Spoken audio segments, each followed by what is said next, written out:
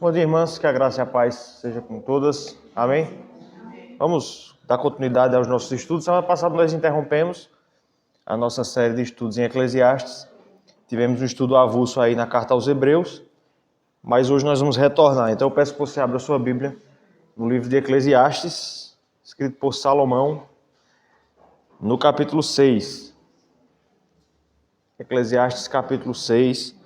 Nós vamos levar em consideração todo o capítulo, seus 12 versículos, nessa manhã, se o Senhor permitir. Eclesiastes capítulo 6.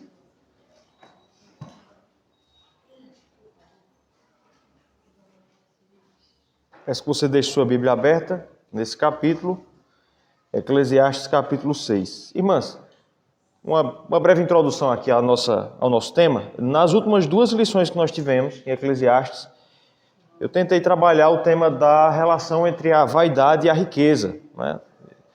Partindo do versículo 8 do capítulo 5 até o final desse capítulo, até o versículo 20. Nós, em dois estudos, vimos variadas razões pelas quais nós não devemos, o Senhor nos proíbe de colocarmos a nossa confiança na riqueza, né? No dinheiro. E aí nós consideramos várias coisas, né? O dinheiro se esvai, o dinheiro não satisfaz todas as nossas necessidades, o dinheiro atrai más companhias, enfim. Salomão colocou várias coisas na conta e fechamos dizendo qual deve ser então a nossa relação, como deve se dar a nossa relação com os bens materiais, com as riquezas. Agora nós vamos entrar no capítulo 6. E esse capítulo 6, irmãs, de Eclesiastes, já foi chamado de abre aspas, né? Um dos capítulos mais sombrios da Bíblia. De todo o livro de Eclesiastes, a parte mais densa, mais pesada, mais pessimista, a gente poderia dizer assim, é exatamente esse capítulo que nós vamos ler hoje.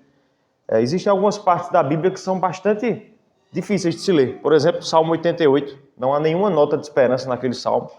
E Eclesiastes capítulo 6 nós temos exatamente essa tônica também.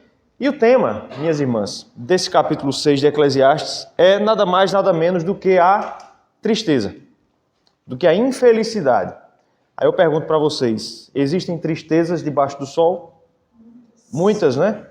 Salomão vai lidar exatamente com esse tema aqui. Um comentarista chamado Alexander Pushkin, ele diz que esse texto aqui, ele chama esse texto de, abre aspas, intimações gélidas da razão e relatos de um coração em dor. Vou repetir. Ele diz que esse texto são intimações gélidas da razão e relatos de um coração em dor. O autor quer nos chamar aqui a considerarmos a realidade de que esse mundo é composto, é feito de muitas e variadas tristezas. Existe muita infelicidade no mundo em que nós vivemos. A realidade, irmãs, é que nós não gostamos de considerar esse tema. Nós não gostamos de pensar no tema da tristeza.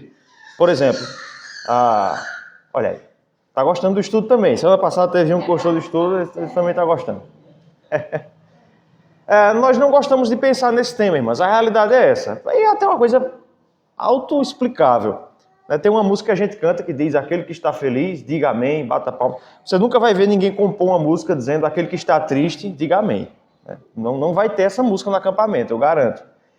Nós não gostamos de pensar e de admitir que essa vida é feita de tristezas. Mas veja o que o autor vai nos dizer no versículo 14 do próximo capítulo. E atente para o fato de que esse versículo 14 ele vai ser meio que um regente desses dois capítulos, 6 e 7. Capítulo 7, verso 14.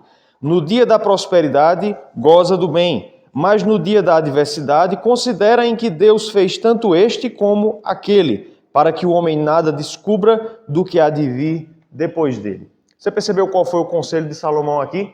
No dia da prosperidade, receba-o como vindo de Deus. Mas no dia da angústia, no dia da tristeza, o que é que nós devemos fazer? Repreender, amarrar em nome de Jesus? Não, o texto diz que você deve receber, como também tendo sido feito por Deus, o dia da tristeza. Isso nos mostra, irmãs, que Deus tem coisas a nos ensinar por meio da melancolia, da tristeza. Claro, a gente vai colocar isso em perspectiva quando nós formos trabalhar o texto. Um autor cristão chamado C.S. Lewis, autor das famosas Crônicas de Nárnia, ele disse o seguinte, abre aspas, Deus sussurra em nossos ouvidos por meio de nosso prazer. Fala-nos mediante nossa consciência, mas clama em alta voz, grita por intermédio de nossa dor. Este é o seu megafone para despertar o homem surdo. Quem aqui sabe o que é megafone? É aquele instrumento que já caiu, já caducou, né? Mas deixa-me dizer que o primeiro sistema de som aqui da nossa igreja era um megafone, né? Que foi instalado por seu Adalto ali naquele canto do forro ali. E até hoje está lá em cima, está guardado. É aquele instrumento, no caso do que a igreja usava aqui, era enorme, desse tamanho, que serve para amplificar a voz. E C.S. Lewis disse que nos momentos de alegria, Deus sussurra no nosso ouvido, fala na consciência, mas na hora da tristeza é como se ele usasse um megafone. A tristeza é o grito de Deus ao coração do homem surdo. Pare para pensar. Quais são os momentos em que nós mais pensamos nas palavras da Escritura? Quando nós estamos alegres ou quando estamos reflexivos? Quando é que a gente para lembrar de coisas que a palavra de Deus diz? Nos momentos de dificuldade, certo? E nós vamos ver que Salomão coloca isso em consideração. Então o tema, tanto do capítulo 6 quanto do capítulo 7, muito embora em perspectivas distintas, é o tema da infelicidade, é o tema da tristeza. Então eu peço que vocês deixem suas Bíblias abertas em Eclesiastes 6. Vamos ler de maneira alternada. Eu vou ler o verso 1, vocês o versículo 2, assim nós vamos até o verso 12. Todo mundo encontrou o texto? Está com o texto aí? Vamos ler com ânimo, irmãs, vamos ler alto, entendendo que essa é a palavra do Senhor. Vamos lá. Há um mal que vi debaixo do sol e que pesa sobre os homens. O homem a quem Deus conferiu riquezas, bens e honra, e nada lhe falta, tudo quanto a sua alma deseja.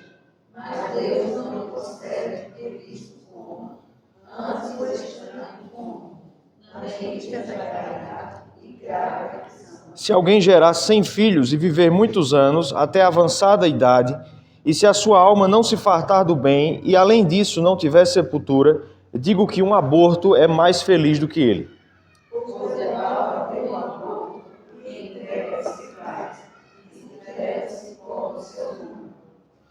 Não viu o sol, nada conhece, todavia tem mais descanso do que o outro. Ainda que aquele que fez 2 vezes 1.000 anos, mas não gozará sobre, porventura não vão todos para a mesma terra. Todo trabalho do homem é para a sua boca, e contudo nunca se satisfaz o seu apetite. Você cantará cansado sobre tudo, ou pobre que sabe que há para vida. Melhor é a vista dos olhos do que o andar ocioso da cobiça. Também isto é vaidade e correr atrás do vento. A tudo quanto há de vir, já se deu o nome, e sabe se deu o mundo, e quem não pode compreender com quem é mais forte que ele. É certo que há muitas coisas que só aumentam a vaidade, mas que aproveita isto ao homem? Pois quem sabe que é bom para o homem, durante os poucos dias da sua vida de vaidade, os quais gastas como sombra.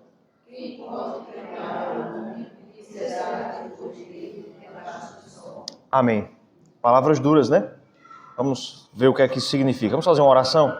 Pedir a nossa irmã Regiane, possa estar intercedendo pelo estudo dessa manhã. Sempre eterno Deus, nosso amado Pai Celestial, mais uma vez você esteja Deus. Graças porque nós estamos aqui diante de Ti, ó Senhor, e diante da Tua palavra. Suplicamos, ó Senhor, que o Teu Santo Espírito abençoe, Senhor, o que o Senhor deseja que nós aprendamos nessa manhã. Fala aos nossos corações, Senhor, para que possamos sair daqui edificados pela Tua palavra, Senhor, e como para vivermos de acordo com a Tua santa vontade. Abençoa o Teu servo que está à frente com a responsabilidade, ó Pai, de transmitir os Teus ensinos para nós. Fique conosco, ó Pai, assim que nós te suplicamos, no santo nome de Jesus. Amém. Amém. Mas antes de mais nada, deixe-me dizer que eu dividi essa passagem, dividi esses 12 versículos em 4 partes. A primeira delas está nos versos 1 e 2, quando Salomão vai nos mostrar a realidade da tristeza no mundo. Ele vai nos dizer algo que, na verdade, nós já sabemos. Esse mundo tem tristezas. Entre os versos 3 a 6, ele vai nos mostrar que a tristeza é um problema que entrou no mundo e não fazia parte do desejo de Deus para nós. Depois, versos 7 e 8, Salomão vai nos dizer que nós lutamos desesperadamente contra a tristeza. E por último, nos versos 9 a 12, só aí é que Salomão então vai nos começar a apresentar o caminho para encontrarmos, para citar aquela banda cujo nome não vou dizer aqui, mas essa tal felicidade. Como é que nós fazemos para encontrar a tal felicidade? Como é que nós fazemos para suplantar a tristeza? Então a primeira parte do texto são os versos 1 e 2. Salomão, irmãs, ainda está trabalhando com a imagem do homem rico. Vocês lembram que o capítulo 5, o tema é a riqueza.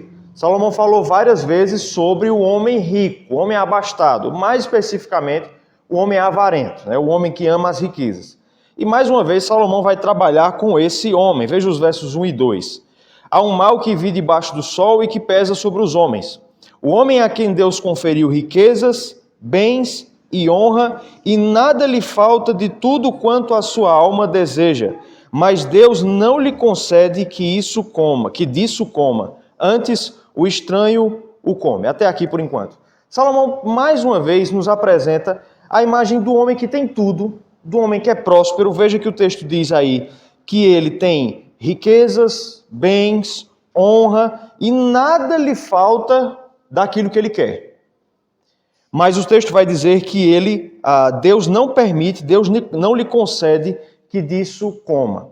A imagem que Salomão nos traz aqui é do homem que tem tudo, que é rico, mas que não é feliz, mas que é infeliz, que vive uma vida na qual ele não consegue desfrutar daquilo que ele tem. Se você parar para pensar, se você voltar para o capítulo 5, versos 10 e 11, você vai perceber que esses versículos 1 e 2 são quase uma repetição dos versos 10 e 11, quando Salomão já tinha nos dito que muitas vezes o rico acaba não aproveitando de sua riqueza e os outros é que vêm aproveitar. Lembra que eu falei isso? Muitas vezes falsos amigos se aproximam do rico e muitas vezes são esses amigos que vão desfrutar da riqueza. Veja os versos 10 e 11. Quem ama o dinheiro jamais dele se farta, e quem ama a abundância nunca se farta da renda. Também isso é vaidade. Onde os bens se multiplicam, também se multiplicam os que deles comem. Que mais proveito, pois, têm os seus donos do que os verem com os seus olhos? Salomão nos mostra então esse homem que tem riquezas e que não consegue desfrutar. Os outros desfrutam, têm mais alegria nas riquezas dele do que ele mesmo. Como é que Salomão caracteriza esse tipo de vida? Ele vai nos dizer que essa é uma vida de infelicidade. Finalzinho do versículo 2.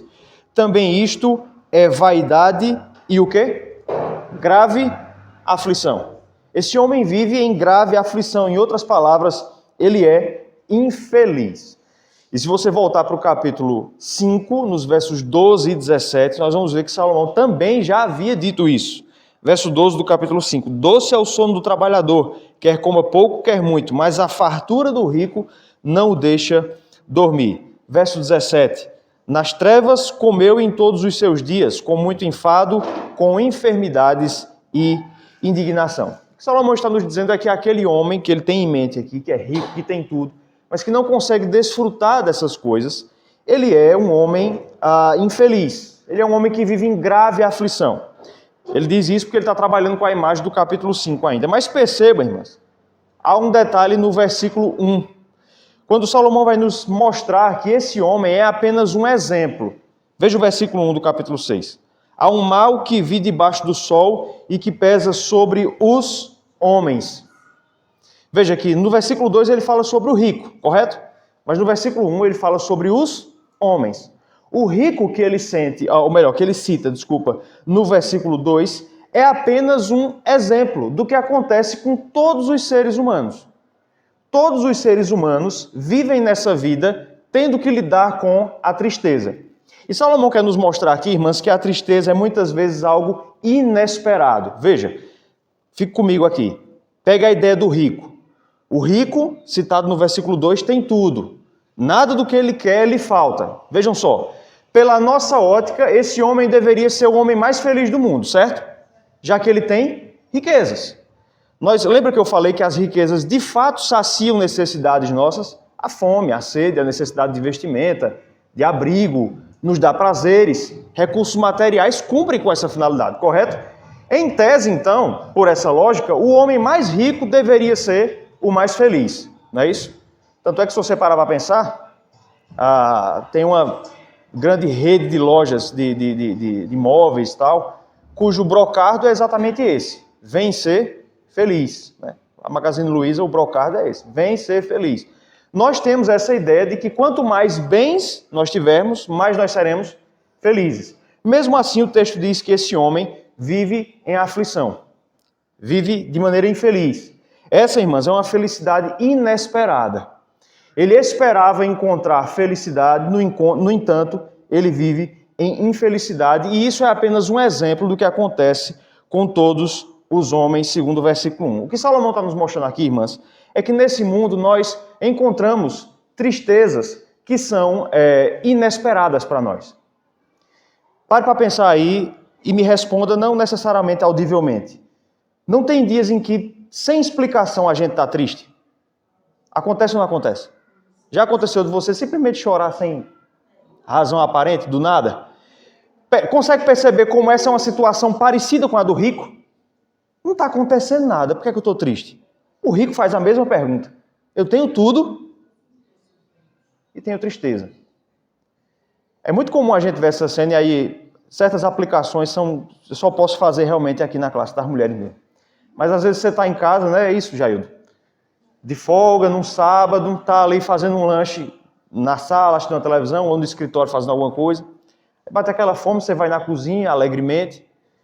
Chega na cozinha, qual é a cena que você encontra? A mulher está sentada, olhando para a parede e chorando. Aí, você instaura-se uma CPI mental na sua mente, uma investigação, porque a primeira pergunta foi o que eu fiz? E aí, olha, não tem aquela frase, a vida passa pelos seus olhos, pronto, acontece isso. Hoje, ontem, depois de tomar um pouco de coragem, você pergunta, o que foi? Aí, qual é a resposta? Nada. Né? Começa aquele xadrez mental. A primeira pergunta que o homem faz é: será que ela está sendo sincera ou falando em códigos? Né? Mas aí você pergunta, não, o que foi mesmo? E a resposta era verdade mesmo. Era nada. A mulher chora por nada, às vezes. Por que isso acontece? Porque Salomão nos responde. Isso acontece, irmãs, nós, principalmente vocês mulheres, choram, às vezes sem razão aparente. E acontece com os homens também, não de chorar, mas de uma tristeza aparecer sem razão. Por que isso acontece? Salomão nos responde. É porque esse mundo é permeado por uma tristeza que nós não sabemos explicar. Nós temos tristezas que não deveriam existir pela nossa ótica, assim como o rico não deveria estar triste, porque ele tem tudo. O que é que Salomão nos mostra aqui? Que nós vivemos num mundo em que existe tristeza, mesmo quando você tem tudo, mesmo quando não há nenhum problema aparente acontecendo.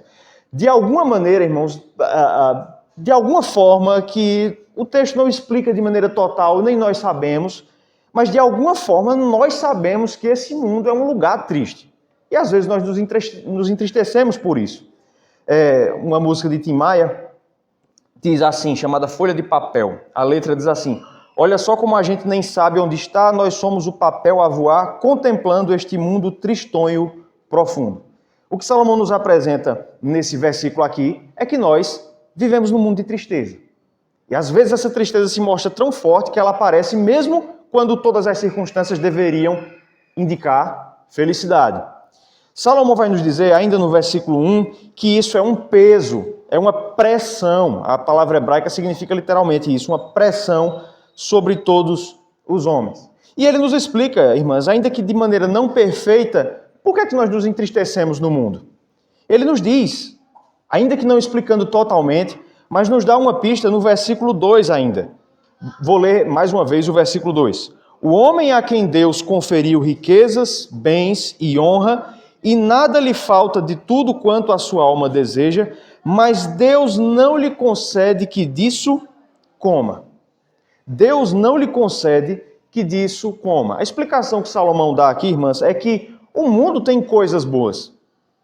E todo mundo concorda com isso, né? O mundo tem coisas boas. Comidas, bebidas, lugares, pessoas, ocasiões, coisas engraçadas. Tudo isso são coisas boas. Mas Salomão nos explica aqui por que nós não conseguimos eliminar a tristeza da terra. É porque Deus não permite, Deus não concede que nós comamos dessas coisas. É como se alguém nos desse uma comida, mas não desse os talheres para nós comermos essa comida.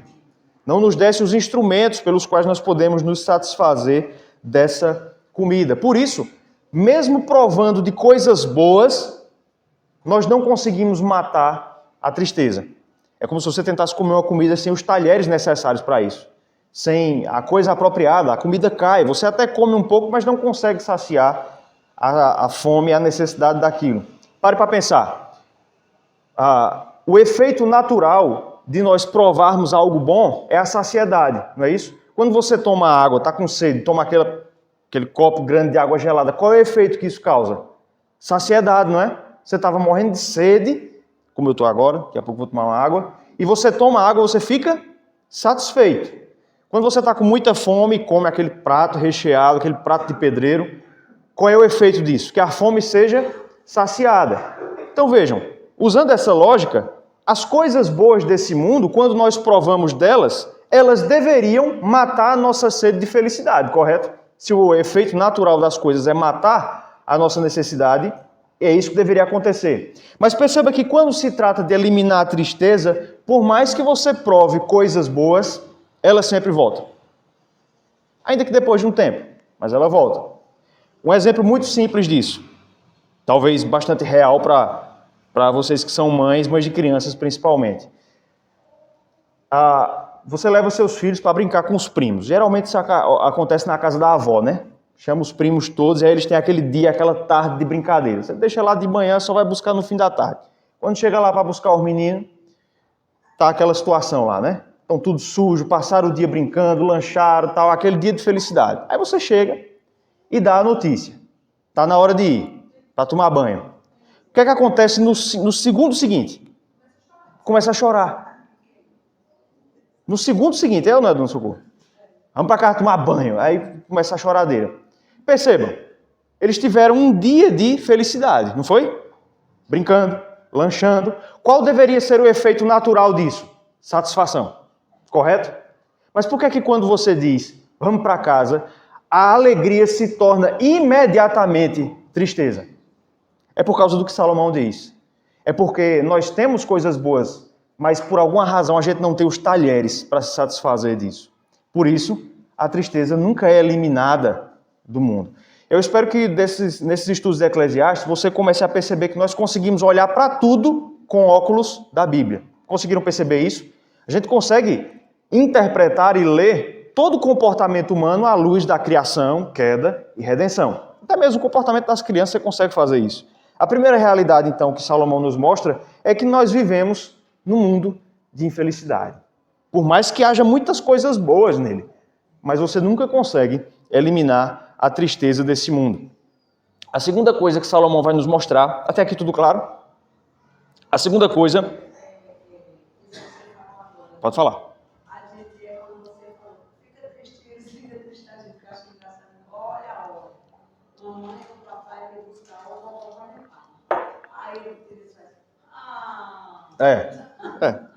Perfeito.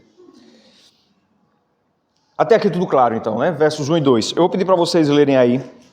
Versos 3 a 6, por favor. Leiam vocês. Se alguém gera 100 filhos e viver muitos anos, até avançar a idade, e se a sua alma não se farda bem, e além disso não tiver sepultura, digo que um amador é mais feliz do que ele, pois é tal que um amador que merece ficar, e se trevas cobre o seu nome. Não viu o sol, nada conhece, todavia tem mais descanso do que o outro. Ainda que aquele vivesse 2 vezes 5 anos, mas não gostasse do bem, porventura não contou os trabalhos do ganado. Amém, até aqui. Nessa segunda parte do texto, Salomão vai nos dizer mais uma coisa sobre a tristeza. A primeira coisa que ele nos disse é que a tristeza é um fator presente e inextinguível nesse mundo. Por mais que ele tenha coisas boas, você não consegue eliminar a tristeza, a infelicidade. A segunda coisa que Salomão vai nos mostrar aqui é que Apesar disso, no entanto, a tristeza não é a condição natural do homem. Faça a diferenciação. Eu disse que a tristeza é uma realidade do homem, mas não é a sua condição natural. Não é a condição para a qual Deus fez o homem. Deus criou o homem para a alegria. A tristeza é algo antinatural e é o que Salomão vai nos mostrar aqui. Ele faz isso nos mostrando mais um homem. Estão percebendo isso, né? No versículo 2 ele nos mostrou um homem rico que é infeliz. Isso nos mostra que a infelicidade existe no mundo independentemente de quantas coisas você tenha. Ele agora nos mostra um outro homem e perceba que esse homem aqui, irmãs, ele é ainda mais próspero do que o primeiro. Nos versículos 3 e 6, Salomão nos mostra que esse homem é dotado de dois aspectos de prosperidade. Versículo 3, um homem que gerou 100 filhos. É claro, irmãs, que Salomão está usando aqui uma hipérbole, né? Se você lembra das aulas de português, de literatura, você vai saber que hipérbole é aquela figura de linguagem que consiste no exagero. Ninguém consegue ter 100 filhos. Não tem como, né? Talvez você estivesse pensando aí em pai Abraão, que tem muitos filhos, eu sou um deles, você também, mas nem mesmo ele conseguiu ter 100 filhos. É claro que isso aqui é um exagero. Mas imagine, hipoteticamente, um homem que tivesse 100 filhos. Verso 6. Um homem extremamente longevo. Diz o versículo 6. Ainda que aquele vivesse quanto? 2 vezes 1000 anos. Quase 2000 anos, né? Esse número 2000 aqui, irmãs, não é aleatório. Salomão não tirou esse número do nada. Qual foi o homem que viveu mais tempo na Escritura? Matusalém. Quantos anos? Aí é o problema, né? 969. Perceba que esse homem é 2 vezes mais velho do que Matusalém. Então ele está usando de um exagero proposital. Esse número ele não tira da cartola. Imagine um homem que viveu o dobro de Matusalém. Você já pensou que quer viver 1 milênio? A gente vê pessoas vivendo 103, 105 anos, 100 anos. A gente já acha uma coisa extraordinária, né? 969 anos. Imagine. Agora imagine um homem que vivia o dobro disso. E teve, com esse tempo todo, ele teve tempo de ter 100 filhos, realmente, né? Imagine esse homem. 2000 anos, 100 filhos. Por que que Salomão usa traz essas duas ideias? De um homem que viveu muito tempo e de um homem que teve muitos filhos. Porque esse, irmãos, era o ideal de um homem feliz em Israel. Por exemplo, Salmo 127. O homem que teme ao Senhor tem muitos filhos.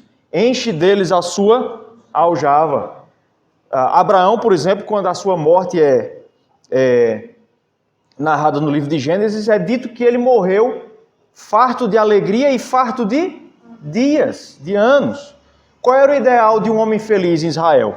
Muitos dias, muitos filhos. Agora imagine um homem que atinge, nesses 2 critérios, o inimaginável. Viveu 2000 anos, teve 100 filhos. Imagina o número de netos. Imagina a fila para pedir a benção para esse homem aqui, né? Imagina esse homem. Mas vejam que, apesar disso, ainda no versículo 3, mesmo assim ele não é feliz. Versículo 3. Se alguém gerar 100 filhos e viver muitos anos até avançada idade, e se a sua alma não se fartar do bem, além disso não tiver sepultura, esse homem, então até aqui por enquanto, esse homem, mesmo assim é infeliz. Ele pegou o homem do versículo 2 e aumentou a riqueza, aumentou a prosperidade. Agora considere que mesmo esse homem não é feliz.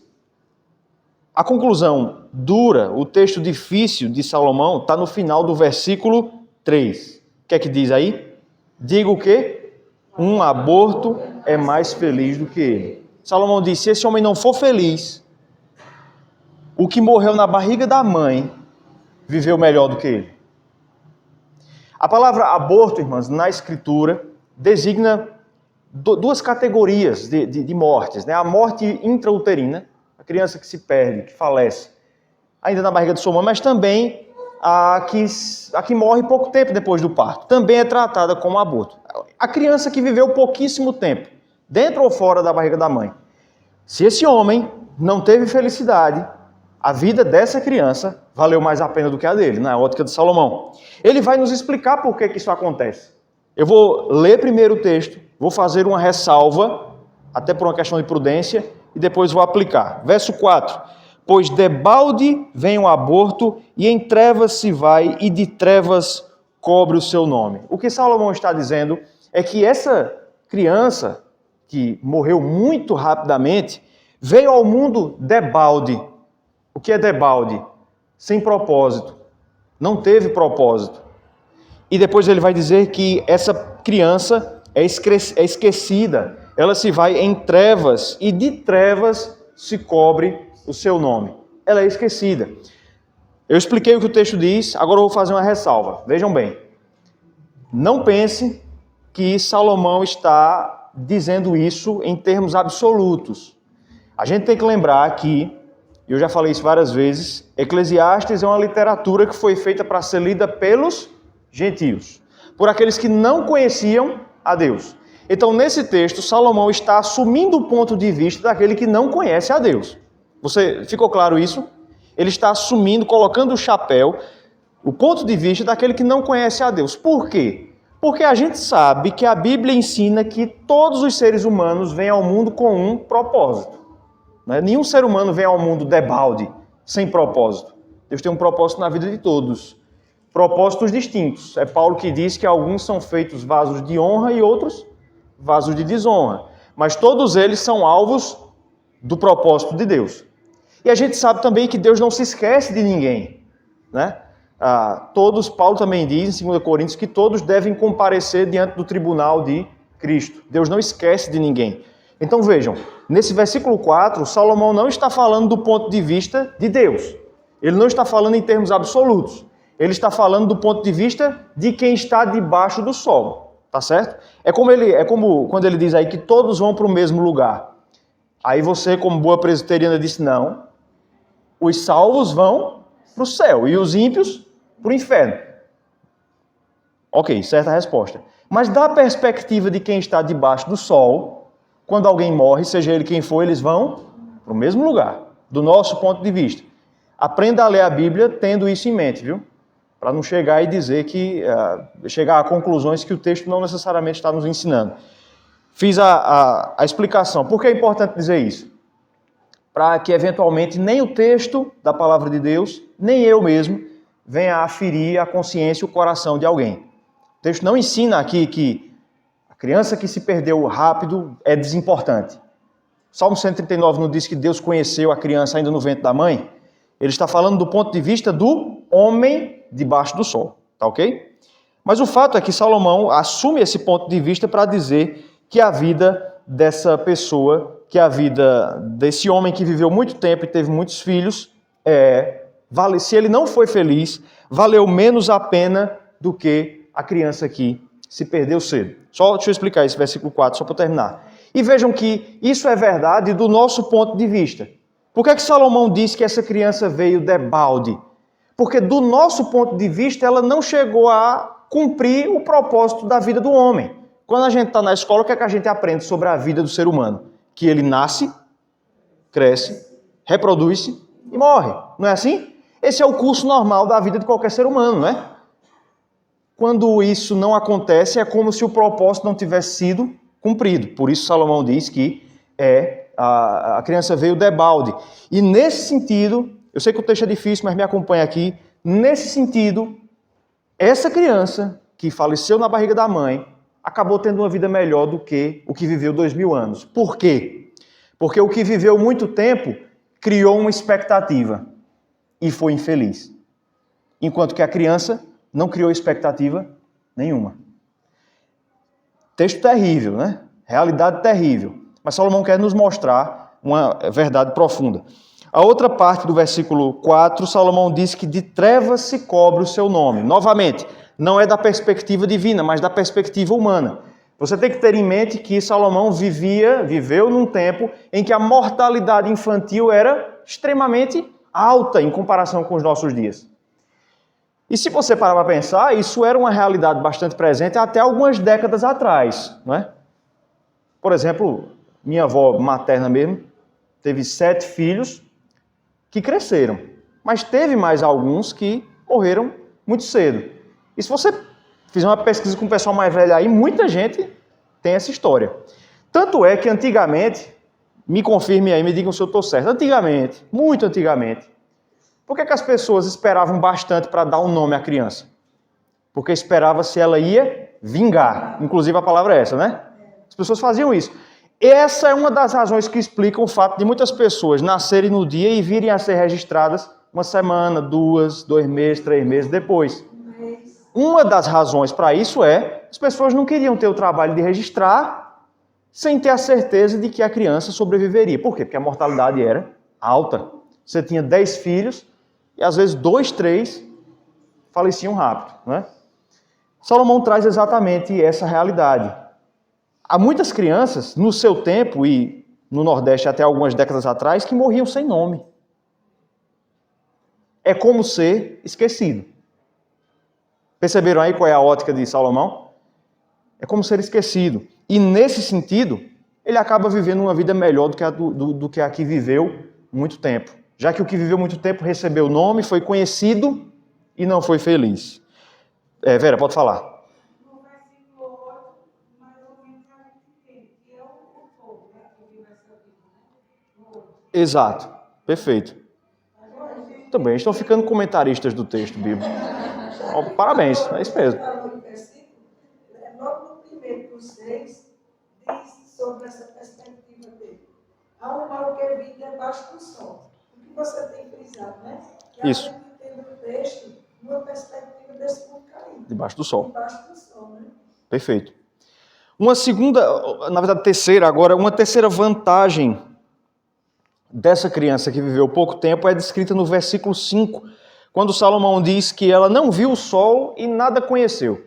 A ideia de Salomão aqui é a seguinte: a criança que morreu cedo, né, o natimorto, ele tem uma certa vantagem sobre o que viveu muito tempo e não foi feliz. Pelo menos essa criança não chegou a ver o mundo.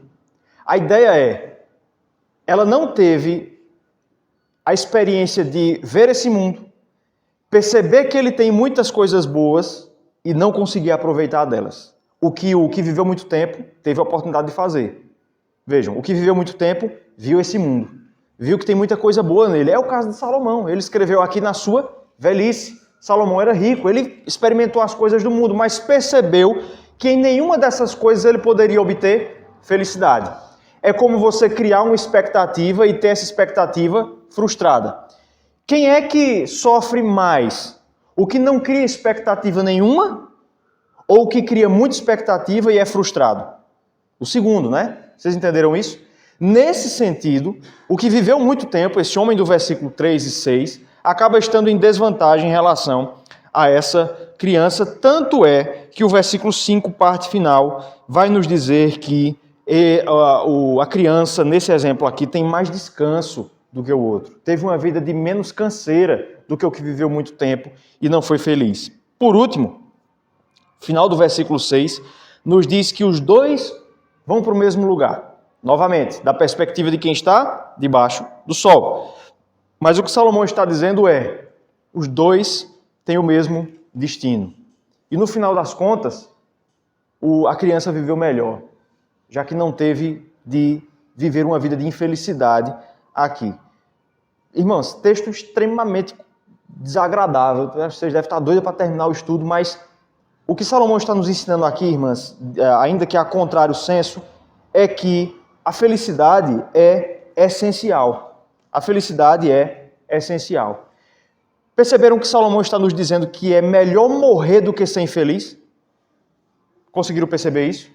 É melhor morrer do que viver infeliz na terra.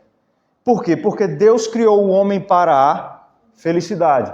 A condição natural do homem, quando eu digo natural, do modo como Deus o fez, é a alegria. A primeira pergunta dos nossos catecismos, tanto do breve quanto do catecismo maior, expressa isso. Qual o fim principal do homem? Resposta: o fim principal do homem é o quê? Glorificar a Deus e alegrar-se nele para sempre. Deus fez o homem para que o homem se alegre, para que o homem viva de maneira regalada e feliz. Era essa a vida que Adão vivia no Éden, antes de pecar. Era uma vida de completa felicidade. Não havia nenhum tipo de tristeza. Essa é a condição natural do homem. A tristeza, a melancolia, a infelicidade que nós experimentamos, alguns de maneira mais intensa, entra na história do homem como uma consequência do pecado, como uma consequência da queda. Semana passada a gente comentou algumas coisas, quem estava aqui vai lembrar, lá no salão, né? Sobre alguns ditos evangélicos que precisam ser revistos, que precisam ser postos em perspectiva. E deixa-me fazer mais um comentário aqui. A gente costuma, nós que somos presbiterianos, de igreja reformada, a gente costuma ter muita ojeriza a pregações que enfatizam muito o homem, não é isso? E corretamente. A pregação deve enfatizar as virtudes de Deus, como isso se aplica ao homem. E algumas frases a gente já cria certa ojeriza, né? Quando você vê dizer, por exemplo, que Deus sente falta de você, há pouco tempo a gente viu um pregador aí da internet dizer que o homem é o ponto fraco de Deus. Mas vejam, quando nós dizemos que Deus quer que o homem seja feliz, isso não é totalmente errado. Na verdade, isso é mais certo do que errado. É verdade que Deus quer que o homem seja feliz. O problema é que muitas vezes a gente torna isso uma pregação humanista. A gente acaba rebaixando Deus para que o homem se torne feliz. Mas é verdade que Deus deseja a felicidade do homem. Não é o profeta Isaías que diz que, não lembro se é Isaías ou Jeremias, que o Senhor vai dizer que tinha pensamentos de paz, né? E de paz em relação ao seu povo. Deus quer que o homem seja feliz. Nele. Deus não precisa deixar de ser Deus para que nós sejamos felizes. Aliás, se Ele deixar de ser Deus, se esvai qualquer esperança de que nós sejamos felizes, já que fomos feitos para glorificarmos a Deus e nos alegrarmos nele para sempre. Mas vejam, a condição natural do homem é a felicidade. É por isso que você nunca se acostuma com a tristeza. Nunca. É por isso que você sempre busca a felicidade. É por isso que a busca pela felicidade está diluída nos nossos produtos culturais. É por isso que você entra numa loja e seja ela qual for, fala de felicidade. A alegria está aqui, né? É por isso que os times de futebol propagandeiam isso, de que eles oferecem alegria, de que eles oferecem felicidade. É por isso que você encontra essa ideia da venda da alegria em muitos produtos culturais do nosso tempo. Pode falar. Mas a alegria verdadeira é só de Deus. Perfeito. É o ponto final do estudo aqui. Então, nós já vimos duas partes do texto. A primeira, a infelicidade, a tristeza está presente no mundo debaixo do sol, mas não desde o princípio. Ela entra como um desvio na perspectiva do homem por causa da queda. A criação criou cardos e abrolhos. Deixou de haver felicidade total na experiência do homem. A terceira coisa que Salomão vai nos dizer está nos versículos 7 e 8. O que ele nos diz aí é que você tenta de todas as formas encontrar felicidade. Perceba que o capítulo 6, irmãs, parece muito com o capítulo 1. Com o primeiro estudo que nós trouxemos aqui, capítulo 1, versos de 1 a 11. Quem estava ou quem viu, alguns estudos de Eclesiastes já estão no canal da igreja, viu? Só para avisar quem eventualmente não saiba. Se você assistir aquele lá, ou se você viu, você vai perceber que esse capítulo se parece bastante com o primeiro estudo. Porque Salomão ali também já havia nos dito isso, de que nós vivemos buscando alegria nesse mundo. Versículo 7, leiam, por favor. Todo trabalho do homem é para a sua boca, e contudo nunca se satisfaz do seu apetite. Salomão se utiliza aqui de um provérbio tirado da vida comum de qualquer ser humano, quando ele nos mostra que todo o trabalho do homem é para a sua boca. Tudo que nós fazemos, todo o trabalho que nós produzimos nesse mundo, em um certo sentido, é para a nossa boca. É para nos satisfazer, é para impedir que nós morramos de fome. Você trabalha para quê? Para que no final do mês tenha dinheiro para fazer a sua feira. Certo ou errado? Não é isso? Quando acontecem as grandes crises, a gente precisa cortar no orçamento, a gente corta em tudo quanto é canto. Menos na feira. A feira se você cortar a feira, é o último recurso. Salomão usa dessa imagem autoevidente para nos lembrar que tudo que nós fazemos é para saciar a nossa fome. Você, quando fica com fome, se usa de um alimento. Mas veja, final do versículo 7. Contudo, nunca se satisfaz o seu apetite. Alguém aqui já fez uma refeição e está há anos sem precisar comer? Alguém fez essa bendita refeição pelos séculos dos séculos? Não, né? Nós nos alimentamos, saciamos a fome, mas ela retorna. Pode falar, Jana. O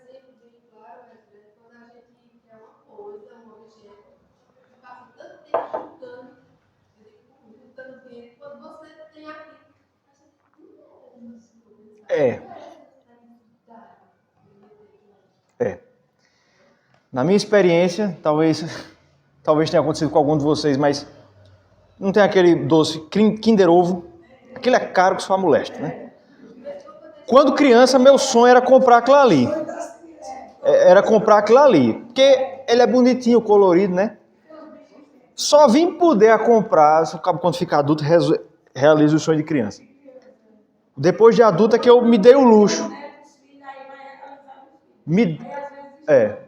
Depois de adulto, me dei esse presente de comprar aquilo ali. Quando abri, não é nem metade daquele ovo que tem ali. Aquilo ali é um crime. Quem fez aquilo deve ter que ser preso. É a embalagem. É um crime. É mais ou menos a mesma experiência que nós temos com tudo aquilo que nós buscamos. Veja o complemento do verso 7. Contudo, nunca se satisfaz o seu apetite. Assim como a fome nunca é totalmente satisfeita por aquilo que nós comemos, essa nossa sede de alegria, de felicidade, posta em nós por Deus, lembre-se, Deus nos criou para a alegria, para a felicidade. Tudo que nós fazemos nessa vida visa saciar essa fome de alegria que nós temos. E às vezes ela é até saciada por alguns instantes, mas pouco tempo depois ela retorna. Tem uma canção, mais uma vez citando Tim Maia, chamada Essa Tal Felicidade, ele já compôs no final da carreira. E na música ele diz assim: essa tal felicidade hei de encontrar, mesmo se tiver que procurar, se eu tiver que esperar. Todos os seres humanos fazem tudo o que fazem, ainda que não declaradamente, para satisfazer essa fome de alegria. Um filósofo chamado Blaise Pascal, francês, ele disse o seguinte: todos os homens procuram ser felizes. Isso não tem exceção. Por mais diferentes que sejam os meios empregados, todos tendem para esse fim. A vontade nunca faz o menor movimento que não seja em direção a esse objetivo.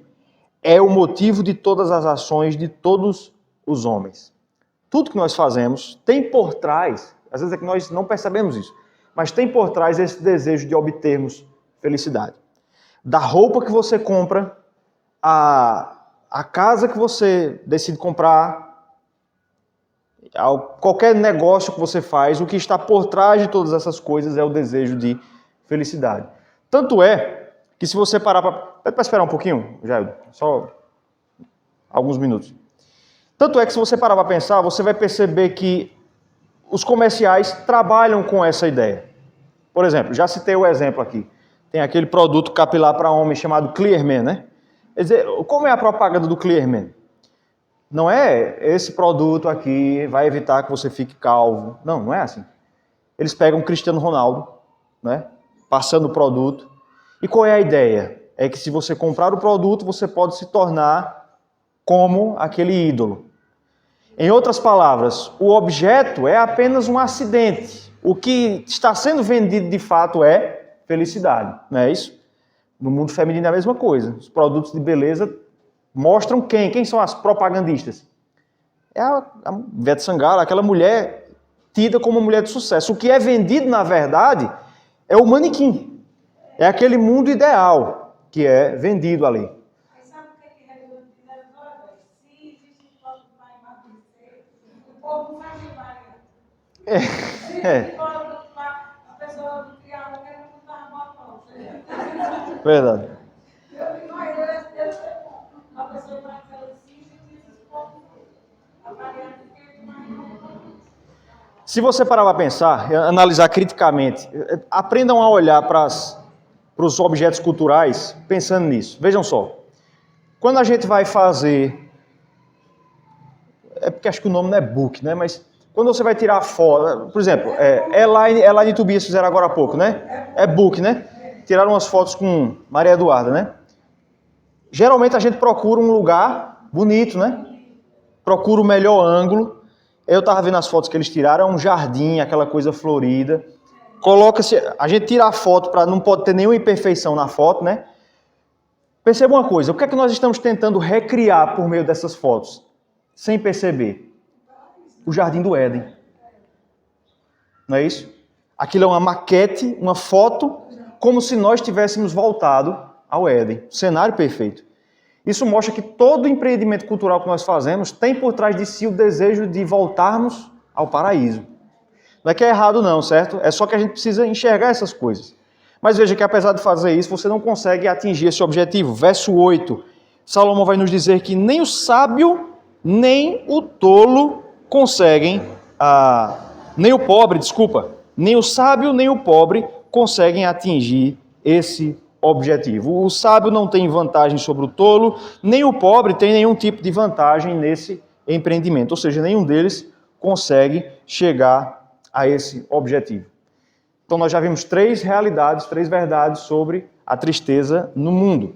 A primeira, ela está no mundo. A segunda, ela entrou no mundo. A terceira, nós vivemos tentando expulsá-la desse mundo. E aí nós chegamos então nos últimos 4 versículos, versos 9 a 12. Quando Salomão então vai nos oferecer aqui um caminho sobre como nós podemos encontrar então algum tipo de felicidade, certo? A resposta vai começar a ser dada no versículo 9.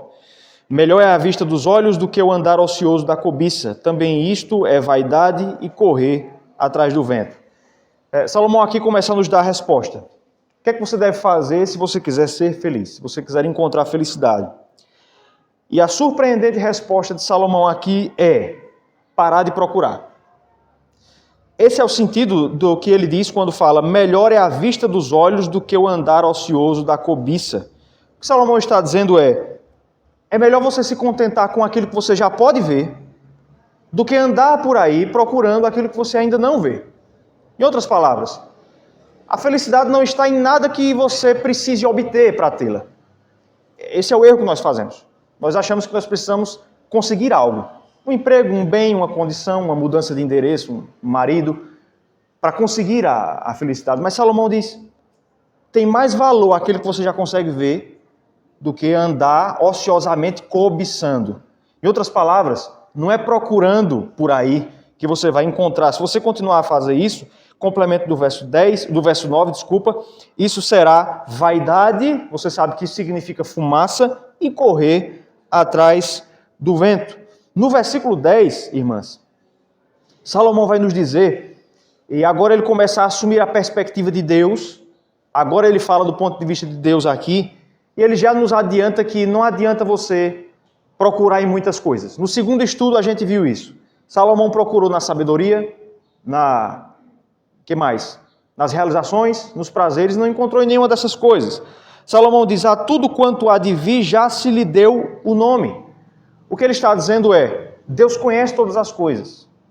Deus sabe o nome das estrelas, né? A Bíblia não diz isso, que ele chama as estrelas pelo nome. Ele conhece o nome de todas as coisas. E ele mesmo nos diz que em nenhuma dessas coisas nós conseguimos encontrar nenhum tipo de satisfação total.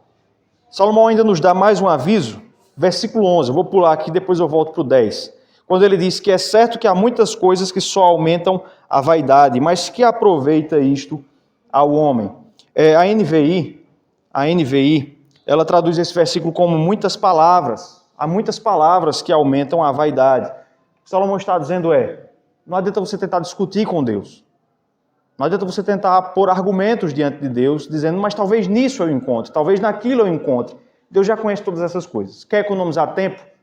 Pare de discutir com Deus. Um autor chamado Douglas Wilson, ele diz que o homem tem braços curtos demais para poder lutar boxe com Deus. O comentário dele é cheio dessas imagens. E ele diz que o homem não consegue lutar boxe com Deus. A razão para isso, irmãs, é dada no versículo 10. E percebam agora que Salomão vai nos dizer quem foi que determinou que o mundo fosse assim. Quem foi que determinou que nesse mundo houvesse tristeza e que essa tristeza fosse inextinguível? Versículo 10, a parte final. E sabe-se o que é o homem e que não pode contender com quem é mais forte do que ele. Quem vocês acham que é esse que é mais forte do que o homem? Obviamente, é Deus. Perceba que Salomão está fazendo uma conexão com o capítulo 1, versículo 15, quando ele disse que o que é torto não se pode endireitar. Nós tentamos endireitar esse mundo, nós tentamos torcer esse mundo para que ele se endireite de novo e nós consigamos encontrar felicidade nesse mundo. Mas Salomão disse que você não pode endireitar o que foi torcido. E aqui ele nos diz quem torceu. Ou pelo menos quem é que determina que permaneça torcido. É Deus. Lembre-se, só para fazer um contraponto aqui. Eu expliquei em um estudo anterior que a vaidade foi introduzida no mundo por causa do homem, por causa do pecado. Né? Paulo diz aos Romanos que a criação está sujeita a essa vaidade por causa daquele que a sujeitou. Mas nesse versículo nós somos apresentados também a realidade de que Deus determina que esse mundo continue a ser essa vaidade. Ele faz isso, irmãs, para que nós entendamos que não é em nada desse mundo que nós vamos encontrar felicidade. Vejam, o texto vai ficando cada vez pior, né? Agora nós somos apresentados à realidade que é Deus que quer que você tenha tristeza no mundo. Mas peraí, eu pensava que Ele queria que eu fosse feliz. A confissão de fé não diz isso. Nós somos criados para a felicidade. Como é que esse mesmo Deus pode nos manter num mundo de tristeza? Exatamente. O ponto vai ser agora. A virada de chave vai ser agora, velho. Antes de entrar no versículo 12, a gente vai terminar com esse versículo. No texto hebraico, irmãs, esses versículos 10 a 12 são exatamente o centro do livro de Eclesiastes. Estão no meio. Isso nos leva a pensar que talvez essa fosse a mensagem do livro, né? A mensagem, adivinha, é que você é infeliz e não tem perspectiva para você. Gostou do livro? Mas será que é essa a resposta final de Salomão? Certamente não, e aí nós temos ainda o versículo 12, que diz assim: pois quem sabe o que é bom para o homem durante os poucos dias da sua vida de vaidade, os quais gasta como sombra? Quem pode declarar ao homem o que será depois dele debaixo do sol? Salomão nos traz aqui, minhas irmãs, dois elementos novos. Ele pergunta, quem sabe o que é bom? E quem sabe quanto ao futuro? Nós já vimos que nós vivemos num mundo de tristezas. Nós não fomos feitos para a tristeza. O aborto é mais feliz do que o homem infeliz. E nós vimos que nós tentamos eliminar a tristeza do mundo. E nós vimos agora há pouco que Deus determina que o mundo continue a ter desventuras. Mesmo assim, nós continuamos a fazer essa pergunta. Quem sabe o que é bom? Quem sabe quanto ao futuro? Apesar de toda essa realidade trevosa, nós continuamos a nutrir esperanças de que haverá um tempo bom, um tempo no futuro. E essa, minhas irmãs, é a chave para nós entendermos que de fato haverá. Um autor chamado C.S. Lewis diz o seguinte, peço que você preste atenção nessa frase, estou encerrando. Ele diz assim, abre aspas, se encontro em mim um desejo que nenhuma experiência desse mundo pode satisfazer, nós já vimos isso, né? Se eu encontro em mim um desejo que nenhuma experiência nesse mundo pode satisfazer, a explicação mais provável é a de que eu fui criado para um outro mundo. Lembra que eu falei que a perspectiva do texto é debaixo do sol? Mas se existe algo debaixo do sol, é porque existe algo acima do sol. Agora a porta se abre para você poder encontrar felicidade nesse mundo. E aí nós aprendemos aqui, irmãs, que quem sabe dessas coisas é Deus. No versículo 10, Salomão não disse que ele chama todas as coisas pelo nome? Então Deus sabe o que é bom. Deus sabe quando será o dia em que haverá felicidade. O Senhor então determinou que todas as coisas desse mundo fossem frustrantes para que nós olhássemos apenas para Ele. Como bem disse o comentarista, um certo comentarista que eu citei, o pregador está fechando violentamente todas as portas, menos a da fé. Ele fecha todas as portas, mas deixa apenas uma, que é a da fé. Deus determina, irmãs, que esse mundo seja frustrante, porque se houvesse possibilidade de nós encontrarmos felicidade aqui, nós não olharíamos para o Senhor. Nós olharíamos para esse elemento no qual nós encontraríamos essas coisas. Mas vejam que agora Salomão nos diz que um dia haverá um futuro em que a tristeza será eliminada. Volte para o capítulo 3 e você já viu essa promessa no texto de Eclesiastes. Eclesiastes 3, 4. É aquele texto que nós falamos sobre o tempo, né? Eclesiastes 3, 4. Existe tempo de chorar e tempo de rir. Tempo de prantear e tempo de saltar de alegria. Se existe o tempo da tristeza, é porque um dia existirá o tempo da alegria. Mas qual vem primeiro? Tristeza. Não é isso? De novo, existe tempo de chorar, depois de rir, de prantear e depois saltar de alegria. Agora você começa a entender. Nós temos tristeza aqui porque essa é a primeira fase, a fase da tristeza. Depois haverá o tempo da alegria. E aí, irmãs, o caminho que Salomão nos apresenta aqui é o de aceitarmos esse mundo como ele é, tendo suas tristezas, tendo muita infelicidade, muito desgosto, mas como sendo o caminho que você deve trilhar para um dia encontrar a felicidade. E não vai ser em nada que estiver aqui. Pode falar, Adelma. Olha, assim, o ser humano é tão fraco. Se fosse só a felicidade nenhuma lembrava disso. Perfeito, perfeito. Outra coisa, e assim, na tristeza que você fica, Deus, Perfeito.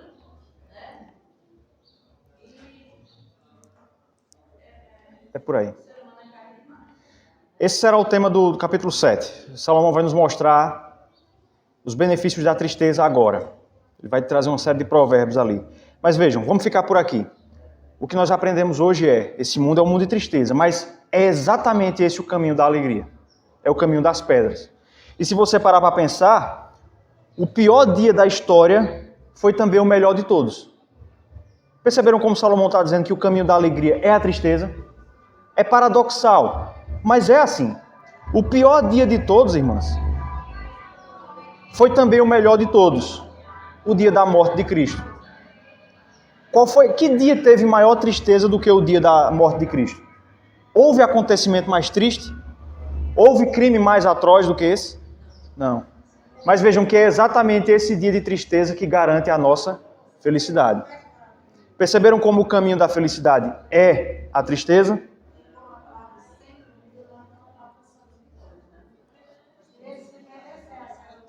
Isso. Vou terminar lendo o parágrafo que eu escrevi aqui, já o pessoal está esperando para entrar. Se você parar para pensar, o pior dia da história foi também o melhor de todos. O dia da morte de Cristo trouxe a maior tristeza do mundo, o crime mais atroz, mas é também o evento que garante a nossa salvação. A alegria eterna foi garantida numa tarde escura de choro e terror. E agora o Pai nos chama a passarmos pacientemente por esse período de choro para um dia vivermos com aquele que foi ungido com óleo de alegria.